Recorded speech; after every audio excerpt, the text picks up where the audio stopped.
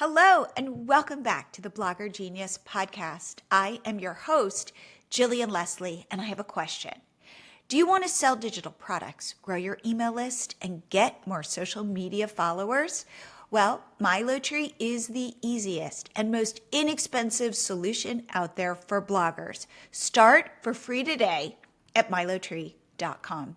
Now let's dive into today's episode.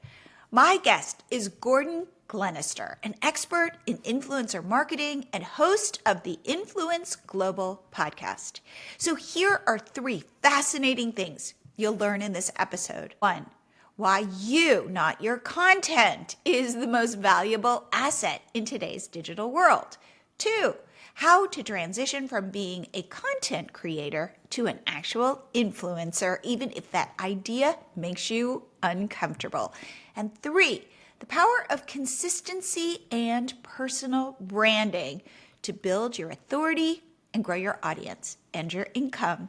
So without further delay, here is my interview with Gordon Glenister. Gordon, welcome to the Blogger Genius podcast. Welcome, Jillian. Lovely to be on the show. So I wanted to just briefly hear about you and just share for my audience kind of how you got started in influencer marketing. What is your background? Well, I actually fell into it, to be honest, Jillian. For many years, I used to run as Chief Executive Officer of the British Promotional Merchandise Association. For 11 years I was there, so I thought I would spend my whole life in branded merch, swag as you may call it. I left that in 2018 and wanted to help a friend of mine that ran the Branded Content Marketing Association. And we were sitting in a hotel in London, and I said to him, look at this whole influencer space. It's growing, isn't it, hugely? But it's also a bit like the Wild West. There's no real regulation behind this. So I said to him, why don't we set up an industry trade association that actually starts to professionalize the sector? So in 2018, we did just that. And not long after that, I realized there was not many books around influencer marketing. So I thought, I'll tell you what I'm going to do. I'm going to write a book, but I'm going to write a book for me. I actually had quite a lot of imposter syndrome writing it, I won't lie. Even though I'm a confident person. But when it came out, so many people shared it and talked about it because I'd included 40 of them in the book. And so I actually used an influencer strategy when I launched the book. And it went on to be a bestseller. We've made a documentary film in Brazil off the back of it as well. So it's been quite good. And then a little while after that, I launched the Influence Global podcast, which you are coming on later this week. So really excited about that because we thought, well, what better way to grow your influence than to have guests that have a lot of influence. I know more about influencer marketing now than I ever did, but that's also because I've learned from some of the best people. Influencers. Yes. Indeed. Well, one thing that I shared with you before I pressed record is that in my audience is filled with amazing content creators. One thing, and they can take beautiful photographs, they create amazing content. But in this world today, especially with AI, where I say content becomes commoditized, it's easy, it's cheap. What is valuable? And where I keep ending up is the human, the creator is where the value is. 100%. And it's funny because I would say my audience would look at, say, Instagram influencers and be like, no, that's not me. I'm really solving problems. I'm not just creating a brand around me and my cult of personality. I'm helping mothers, or I'm helping people with recipes or crafts or lifestyle tips or whatever. And I think it's not as easy for these people to then step into the position of influencer. It almost feels cringe or difficult or something I didn't sign up for. What do you say to that person? And then I want to get into strategies that you can use if you're uncomfortable with this to make it easy for yourself. Well, what's really fascinating is a lot of brands that either would work with your community love the fact that they have created amazing engaged communities. They want, if you think about traditional advertising, we're bombarded with ads all of the time, and it's like content overload at the moment. In fact, the average person, can you believe, scrolls the Eiffel Tower every day in Paris? That is an enormous structure. It's like the Empire State Building. It's so if you think about that, you have nanoseconds for people that are scrolling. They often call it stop the scroll now. But you're absolutely right. Individuals have the wherewithal, if you will, to be able to connect with these individuals on a scale that many brands would love to do. So, and the reason they do that is because they're authentic. They care about their community, which is absolutely right. And good creators won't accept ads if they don't align with their own values. Because the moment their followers feel that they've been sold out, if you will, by a non-authentic advertising, they're going to drop out. But that said, there are tons and tons of bloggers and creators that have amazing content but not monetizing it. And sometimes they don't realize the value of what they've got. And that's the reason why sometimes people that have come from the advertising and marketing industry that have created their own blogger community are able to monetize their content sometimes easier because they know what brands are looking for. And I think sometimes content creators have almost become accidentally successful. Yes. And not necessarily had the business skills to be able to realize, and some of them of course don't want to, and they employ talent managers to do those brand deals for them. But there are lots and lots of ways that they can monetize their content really, really successfully. But let's though talk about how you transition from seeing yourself as a content creator to being an influencer, even if that position makes you feel uncomfortable. Like you shared with me before we pressed record that you're wearing these awesome blue glasses and you're doing that on purpose. Yeah, I'm doing it on. I happen to like them. Obviously, I wouldn't just wear They look them. good on you. But what I want for I was doing a talk at the weekend about this. And people won't remember, huge amounts of information about you. Never forget your North Star. I always say this line, and I'm sure you've heard it before, but a brand is what somebody says about you when you're not in the room. It's not what you tell me you are, Gillian. It's what others tell me you are, or what my perception is. That's what the brand is. And I was just telling you before about some entertainers that we've had in the UK that have had catchphrases. One particular individual, they may not know who he is, but he's a guy called Bruce Forsyth. He died a few years ago, but he was still working on television at the age of 90.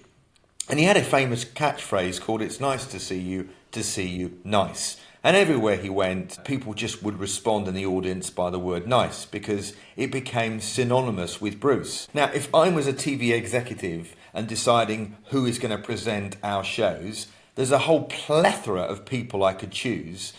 But actually, if you become memorable, you automatically make the shortlist when all things are equal, like in terms of capability. And in this case, your community, engagement rate, bloggers, what is it that makes them stand out? So something else that I would do is showing up and doing something consistently on a weekly basis. So I actually say, what is your weekly moment?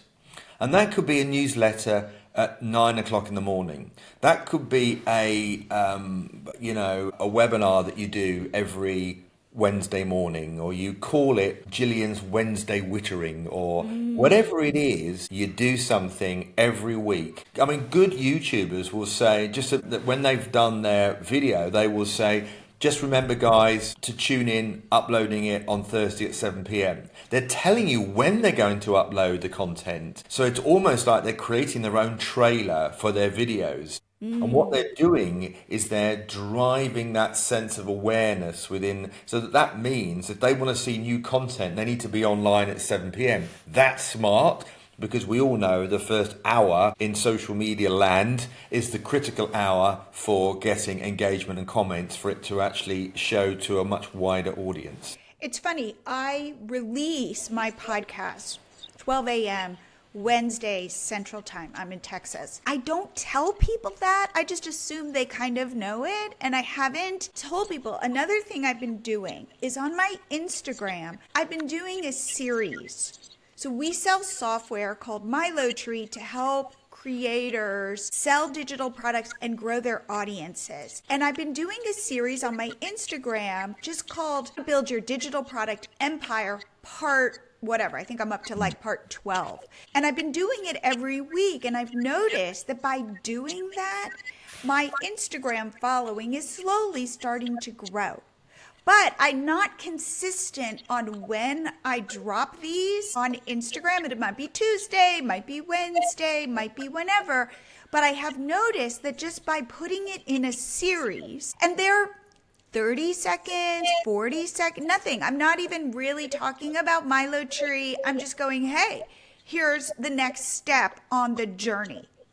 What matters is consistency, consistency, and consistency. I often say sometimes, although people worry about the quality of the content, what matters is the frequency and the consistency of it as much. And I think I was talking to somebody only today about this, and they were, almost trying to create a masterpiece. And I said, think less about the masterpiece, think more about the consistency and, showing up on a regular basis, because that's what's going to bring people. Also, people don't always want overly promoted, overly crafted content.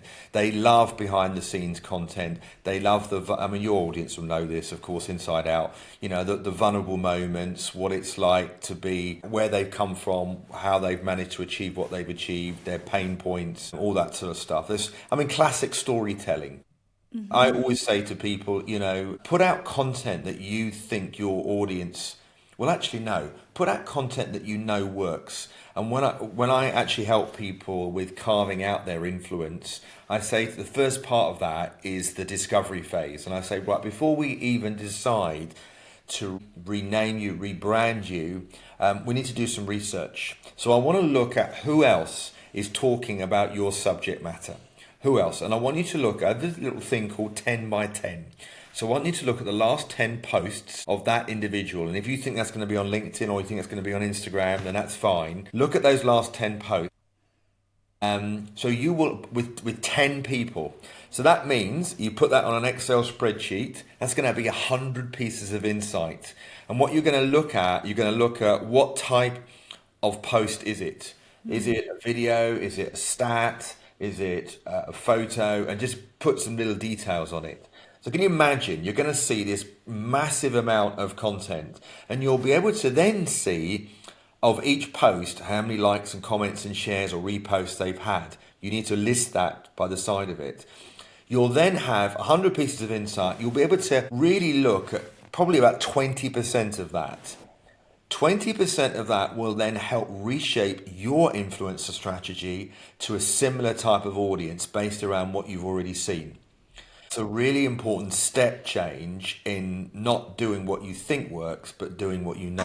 It's so funny. I interview experts like you, and I can't tell you how often I hear this. We think we know, and we don't know. I fall into this all the time. Like, oh, that's good. They'll love this. Or I love it, so other people will love it. And you saying, no, do this basic work, homework, and see where other people are getting engagement. Then I can already hear my audience going, yeah, but that's like copying.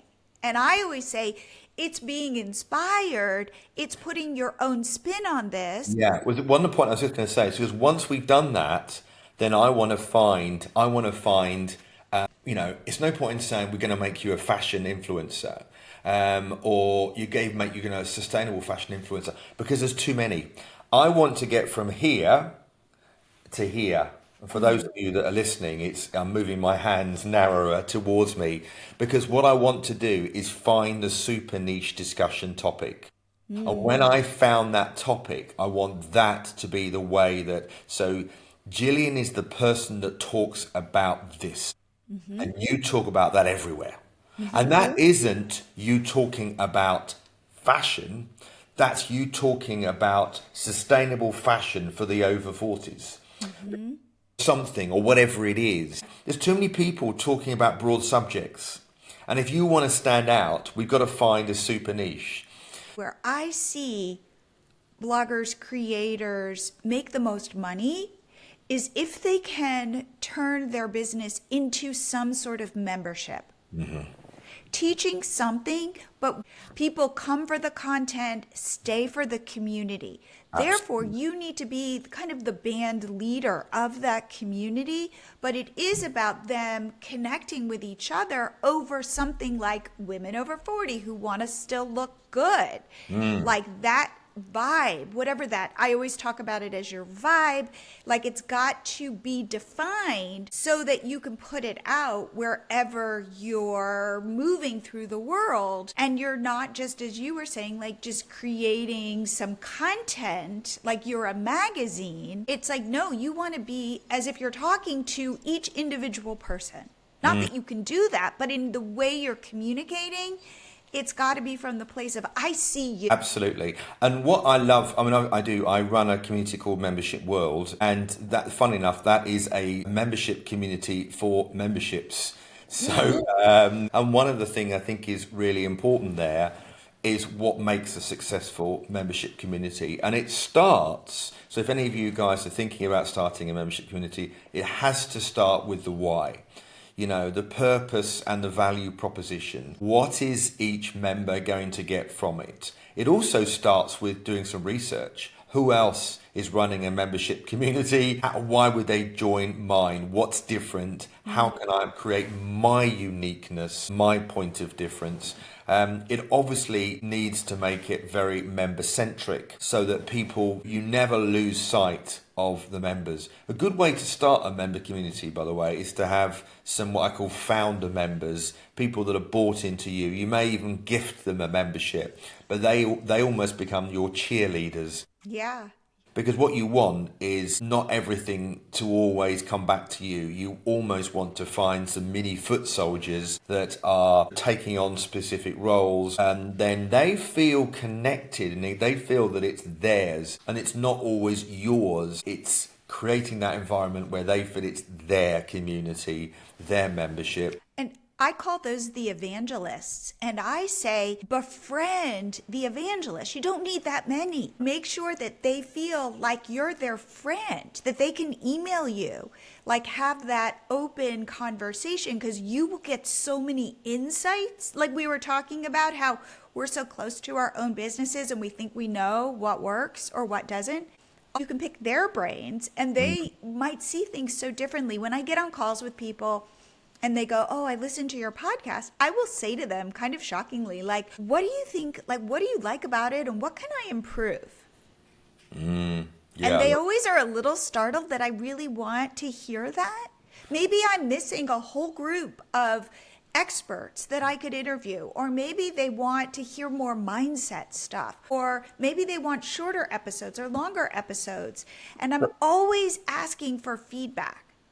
I should do more of that myself, but I totally agree with you, because you only improve by, as a podcaster, you could almost be saying, one of the things that one of my listeners said to me this week is this. Now, by you just saying that, it says to the wider audience, Gillian's listening to us, and, I didn't know we could put some suggestions forward. Again, you're laying the foundations for action. And sometimes people need to know exactly what they have to do, when they have to do it, and how they have to do it. We can never assume that people are going to behave in the way that we think they will, particularly when they've got busy agendas and lots of things going on. So sometimes we just have to educate people on the way to behave. I agree. And tell people what you want them to do that's best for them. But to say, if you want this outcome, you join my membership because I'm going to get you from point A to point B. This is worth it for you. Rather than, like, just even in this conversation, saying, I need to say to people, hey, not just I'll see you next week on my podcast, but remember, my podcast drop midnight Central Time Wednesday. Just even saying that, or being more consistent with my Instagram series so that people can anticipate that. You've given me so many ideas. I sell software to help bloggers and creators who hate software, right? I do. That's the problem that I solve. So I need to continue to say, if you hate software, get my software, because it's so easy and you get all this help and assistance. And so as you're talking, I'm like, oh, I should be wearing cool glasses like you, but I could also just summarize my message and make it really clear. Now, if I were a food blogger, for example, and I make desserts, how would you think about me differentiating myself so that I was memorable? With food desserts, it might be that if you're doing video content, there's something that remains consistent always. It might mean the way that you sign off. So, for example, when I do my videos, and by the way, I'm sure some of your bloggers have got way more bigger audiences than my TikTok, but the point I'm saying is I always say, as always, save this video for more influencer marketing tips. So I'm creating an action because we know that the save element is the highest ranking of all. So I want them to save it. But whatever it is, if you want to find out more, click on this link below. Is always make sure that you've got a call to action in everything that you do. You're not always saying it, you're putting it in the notes. You need to think about, what do you want your follower or viewer to do next? So if you're doing, for example, I'm just going to do a series of videos for membership communities, and what I'm going to do is I'm going to break them into 3 tips for each video, and I'm going to call them part 1, part 2, part 3, and I'm going to say at the end of it, don't forget to look out for the next video as part of it. It's the equivalent of what YouTube does, where it rolls into the next one. Next video, yeah. Now that does that automatically. We don't have the luxury of that. We need to actually create a reason for people to follow on, to share with their friends. Or another good way is, don't forget to email me your questions. I'm going to be doing a live on Monday. Please send me your questions, because I want to make sure that I cover them in my video. What I like about what you're saying is this idea of continuity. Hey, catch me here the next time, and then here the next time, and then here, so that I don't get lost in the shuffle. I was even thinking, tell me if you think this is, lame, but like, let's say I do baking videos. Maybe I wear different aprons every time, so that I get associated with the apron. And maybe that's like my thing. Like, I go and I get different colored aprons and I could say, what do you think of today's apron? Absolutely. So I love that. So there's a guy, this year I presented the top 100 marketing influencer awards. Now, went to a guy called Rob Mayhew, and Rob Mayhew is a very successful TikToker, but his signature is he always wears jumpers. Sometimes silly, fun. He's quite. Those are sweaters, right? Sweaters. Sorry, you call them sweaters. Yeah, beg your pardon. Sorry, the terminology. But the point I'm saying is, it's absolutely the case that people understand that. Right, but he's the funny guy with the jumper. And sure enough, when it even came to the awards, his agent unfortunately couldn't be there at the awards, so his agent accepted the award, but he put a jumper on. So again, it's the association that's so important. Yeah. Okay, so as we wrap up, I wanted to pick your brain about AI. Yeah. And you said that you had some interesting research, and I'd love you to share what you know. Yeah, so we did some research with the Branded Content Marketing Association, which I'm founder of, with an influencer platform called Hype Auditor. And what was really interesting that came out of that is, first of all, I think we interviewed 628 content creators from all around the world.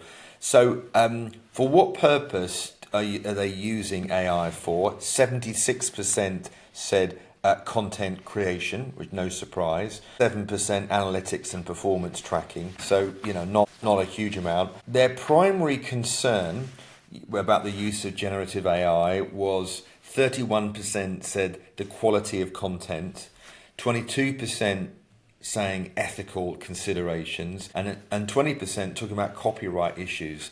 Now, when we talk about, we also asked them about digital clones as well.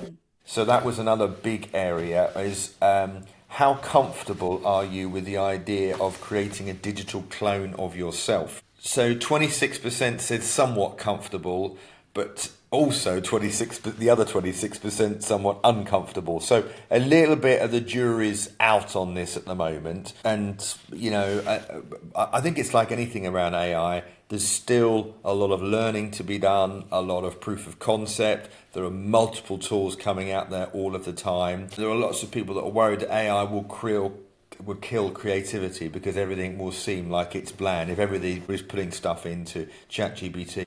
Well, what I would say is, going back to the points that we started with this interview, is making yourself memorable, making yourself feel like you are always answering your community, making yourself likable, entertaining, educational, inspirational.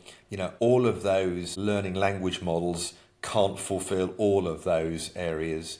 So, people still buy people, and that will never change.